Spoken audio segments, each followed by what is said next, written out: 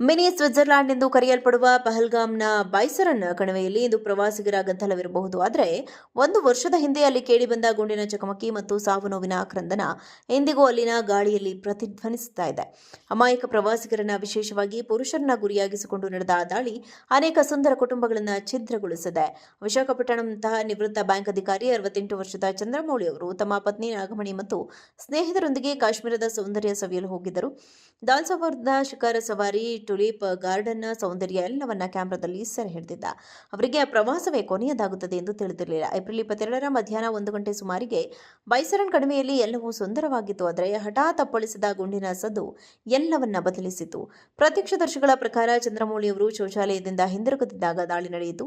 ಜೀವ ಉಳಿಸಿಕೊಳ್ಳಲು ಅವರು ಬೇಲಿ ದಾಟಲು ಪ್ರಯತ್ನಿಸಿದರು. ಹೃದಯ ಸಂಬಂಧಿ ಕಾಯಿಲೆಯಿಂದ ಬಳಲುತ್ತಿದ್ದ ಅವರಿಗೆ ವೇಗವಾಗಿ ಓಡಲು ಸಾಧ್ಯವಾಗಲಿಲ್ಲ. ಹತ್ತಿರ ಬಂದ ಭಯೋತ್ಪಾದಕರ ಮುಂದೆ ಚಂದ್ರಮೌಳಿ ಅವರು ಕರುಣೆಗಾಗಿ ಬೇಡಿಕೊಂಡರು. ಕ್ರೂರ ದಾಳಿಕೋರರು ಕಿಂಚಿತ್ತೂ ದಯೆ ತೋರದೆ ಅವರ ಮೇಲೆ ಗುಂಡು ಹಾರಿಸಿದರು. ಮಿನಿ ಸ್ವಿಟ್ಜರ್ಲ್ಯಾಂಡ್ ಎಂದು ಕರೆಯಲ್ಪಡುವ ಪಹಲ್ಗಾಮ್ನ ಬೈಸರನ್ ಕಣಿವೆಯಲ್ಲಿ ಇಂದು ಪ್ರವಾಸಿಗರ ಗದ್ದಲವಿರಬಹುದು. ಆದರೆ 1 ವರ್ಷದ ಹಿಂದೆ ಅಲ್ಲಿ ಕೇಳಿಬಂದ ಗುಂಡಿನ ಚಕಮಕಿ ಮತ್ತು ಸಾವು ನೋವಿನ ಕ್ರಂದನ ಇಂದಿಗೂ ಅಲ್ಲಿನ ಗಾಳಿಯಲ್ಲಿ ಪ್ರತಿಧ್ವನಿಸುತ್ತಾ ಇದೆ. ಅಮಾಯಕ ಪ್ರವಾಸಿಗರನ್ನ, ವಿಶೇಷವಾಗಿ ಪುರುಷರನ್ನ ಗುರಿಯಾಗಿಸಿಕೊಂಡು ನಡೆದ ಆ ದಾಳಿ ಅನೇಕ ಸುಂದರ ಕುಟುಂಬಗಳನ್ನು ಛಿದ್ರಗೊಳಿಸಿದೆ. ವಿಶಾಖಪಟ್ಟಣಂತಹ ನಿವೃತ್ತ ಬ್ಯಾಂಕ್ ಅಧಿಕಾರಿ 68 ವರ್ಷದ ಚಂದ್ರಮೌಳಿ ಅವರು ತಮ್ಮ ಪತ್ನಿ ನಾಗಮಣಿ ಮತ್ತು ಸ್ನೇಹಿತರೊಂದಿಗೆ ಕಾಶ್ಮೀರದ ಸೌಂದರ್ಯ ಸವಿಯಲು ಹೋಗಿದ್ದರು. ದಾಲ್ಸಫರ್ದ ಶಿಖರ ಸವಾರಿ, ಟುಲಿಪ್ ಗಾರ್ಡನ್ನ ಸೌಂದರ್ಯ ಎಲ್ಲವನ್ನ ಕ್ಯಾಮೆರಾದಲ್ಲಿ ಸೆರೆ ಹಿಡಿದಿದ್ದ. ಅವರಿಗೆ ಆ ಪ್ರವಾಸವೇ ಕೊನೆಯದಾಗುತ್ತದೆ ಎಂದು ತಿಳಿದಿರಲಿಲ್ಲ. ಏಪ್ರಿಲ್ 22ರ ಮಧ್ಯಾಹ್ನ 1 ಗಂಟೆ ಸುಮಾರಿಗೆ ಬೈಸರನ್ ಕಣಿವೆಯಲ್ಲಿ ಎಲ್ಲವೂ ಸುಂದರವಾಗಿತ್ತು. ಆದರೆ ಹಠಾತ್ ಅಪ್ಪಳಿಸಿದ ಗುಂಡಿನ ಸದ್ದು ಎಲ್ಲವನ್ನ ಬದಲಿಸಿತು. ಪ್ರತ್ಯಕ್ಷದರ್ಶಿಗಳ ಪ್ರಕಾರ ಚಂದ್ರಮೌಳಿ ಅವರು ಶೌಚಾಲಯದಿಂದ ಹಿಂದಿರುಗುತ್ತಿದ್ದಾಗ ದಾಳಿ ನಡೆಯಿತು. ಜೀವ ಉಳಿಸಿಕೊಳ್ಳಲು ಅವರು ಬೇಲಿ ದಾಟಲು ಪ್ರಯತ್ನಿಸಿದರು. ಹೃದಯ ಸಂಬಂಧಿ ಕಾಯಿಲೆಯಿಂದ ಬಳಲುತ್ತಿದ್ದ ಅವರಿಗೆ ವೇಗವಾಗಿ ಓಡಲು ಸಾಧ್ಯವಾಗಲಿಲ್ಲ. ಹತ್ತಿರ ಬಂದ ಭಯೋತ್ಪಾದಕರ ಮುಂದೆ ಚಂದ್ರಮೌಳಿ ಅವರು ಕರುಣೆಗಾಗಿ ಬೇಡಿಕೊಂಡರು. ಕ್ರೂರ ದಾಳಿಕೋರರು ಕಿಂಚಿತ್ತೂ ದಯೆ ತೋರದೆ ಅವರ ಮೇಲೆ ಗುಂಡು ಹಾರಿಸಿದರು.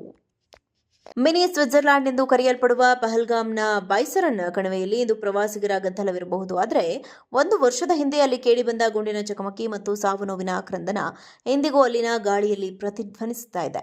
ಅಮಾಯಕ ಪ್ರವಾಸಿಗರನ್ನ, ವಿಶೇಷವಾಗಿ ಪುರುಷರನ್ನ ಗುರಿಯಾಗಿಸಿಕೊಂಡು ನಡೆದ ಆ ದಾಳಿ ಅನೇಕ ಸುಂದರ ಕುಟುಂಬಗಳನ್ನು ಛಿದ್ರಗೊಳಿಸಿದೆ. ವಿಶಾಖಪಟ್ಟಣಂತಹ ನಿವೃತ್ತ ಬ್ಯಾಂಕ್ ಅಧಿಕಾರಿ 68 ವರ್ಷದ ಚಂದ್ರಮೌಳಿ ಅವರು ತಮ್ಮ ಪತ್ನಿ ನಾಗಮಣಿ ಮತ್ತು ಸ್ನೇಹಿತರೊಂದಿಗೆ ಕಾಶ್ಮೀರದ ಸೌಂದರ್ಯ ಸವಿಯಲು ಹೋಗಿದ್ದರು. ದಾಲ್ಸಫರ್ದ ಶಿಖರ ಸವಾರಿ, ಟುಲಿಪ್ ಗಾರ್ಡನ್ನ ಸೌಂದರ್ಯ ಎಲ್ಲವನ್ನ ಕ್ಯಾಮೆರಾದಲ್ಲಿ ಸೆರೆ ಹಿಡಿದಿದ್ದ. ಅವರಿಗೆ ಆ ಪ್ರವಾಸವೇ ಕೊನೆಯದಾಗುತ್ತದೆ ಎಂದು ತಿಳಿದಿರಲಿಲ್ಲ. ಏಪ್ರಿಲ್ 22ರ ಮಧ್ಯಾಹ್ನ 1 ಗಂಟೆ ಸುಮಾರಿಗೆ ಬೈಸರನ್ ಕಣಿವೆಯಲ್ಲಿ ಎಲ್ಲವೂ ಸುಂದರವಾಗಿತ್ತು. ಆದರೆ ಹಠಾತ್ ಅಪ್ಪಳಿಸಿದ ಗುಂಡಿನ ಸದ್ದು ಎಲ್ಲವನ್ನ ಬದಲಿಸಿತು. ಪ್ರತ್ಯಕ್ಷದರ್ಶಿಗಳ ಪ್ರಕಾರ ಚಂದ್ರಮೌಳಿ ಅವರು ಶೌಚಾಲಯದಿಂದ ಹಿಂದಿರುಗುತ್ತಿದ್ದಾಗ ದಾಳಿ ನಡೆಯಿತು. ಜೀವ ಉಳಿಸಿಕೊಳ್ಳಲು ಅವರು ಬೇಲಿ ದಾಟಲು ಪ್ರಯತ್ನಿಸಿದರು. ಹೃದಯ ಸಂಬಂಧಿ ಕಾಯಿಲೆಯಿಂದ ಬಳಲುತ್ತಿದ್ದ ಅವರಿಗೆ ವೇಗವಾಗಿ ಓಡಲು ಸಾಧ್ಯವಾಗಲಿಲ್ಲ. ಹತ್ತಿರ ಬಂದ ಭಯೋತ್ಪಾದಕರ ಮುಂದೆ ಚಂದ್ರಮೌಳಿ ಅವರು ಕರುಣೆಗಾಗಿ ಬೇಡಿಕೊಂಡರು.